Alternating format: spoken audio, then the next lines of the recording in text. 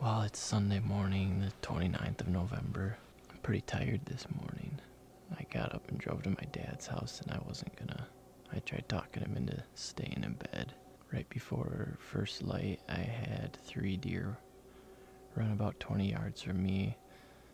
We didn't think the kids were going to be hunting again muzzleloader season, but apparently they are. Dad said he saw a guy in the stand up in the orchard. So maybe there's another guy in this west end, but that's what scared those deer to me. I think when they walked in, that big 9, I think is what it was. We call him the white 9, because his antlers are really, really light. Last night we had him in between us. He was probably 80 yards east of me and 80 yards west of my dad.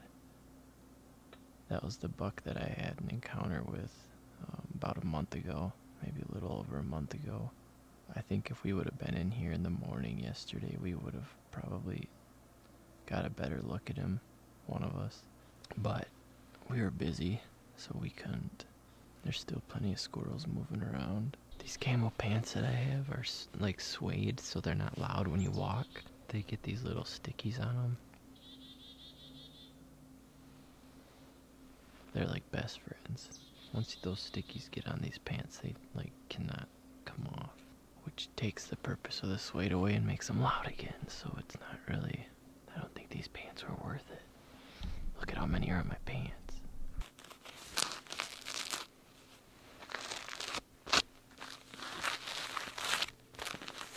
We're thinking about planting a food plot down here in front of me, where it's kind of open. Just a small one, something that when the deer are staging, or maybe when they get pressured, they can come in here and eat. I think anywhere that grass grows, it probably gets enough sunlight to grow a food plot. Otherwise, there's a ton of honeysuckles over there we could rip out, and then there's a big hole in the canopy. You should be able to grow something over there too, like a little clover plot or something like that. Last night, when I was grunting at that buck, I was trying to give him a little bit of a break. And behind me in the creek right over here, I heard like if you threw about a softball sized rock in the water and it made that plump noise. I turned around and looked, and there was a muskrat swimming upstream, and what looked like, it was kind of hard because there was a lot of trees in the way, but it looked like an eagle swooped down trying to catch that muskrat and pulled up real hard. It was heading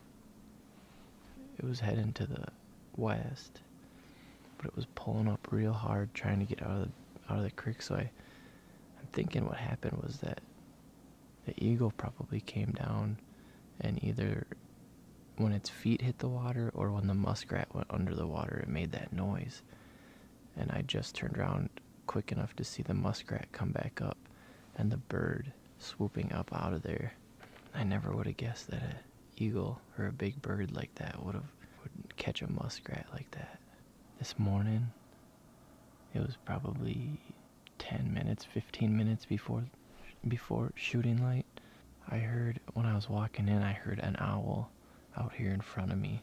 But then about 15 minutes before shooting light, an owl came and landed right on that branch over there on that oak tree, and it was way too dark to film. It was mostly just a silhouette. As it got a little bit lighter, I could see its eyes. I could like see the shape of its eyes and its nose. I don't know what kind of owl it was, but it was like dead silent when it flew into the tree. The only time I heard it was when it actually hit the branch, and then I watched it and it took off, and then it flew over to the other big, the oak tree that this stand used to be in is right over there. It flew over there and landed in that one. It's a north wind blowing this way, so that kid that I just filmed was walking on the north side of me. So he walked on the north side of our woods with the north wind, west to east. The deer are so jittery. Any deer that was in here is probably gone now because he just skirted that edge, and now they smelled or saw him walking. So I'm thinking that we're probably going to leave. So I don't know if we'll be back tonight or not. We'll see.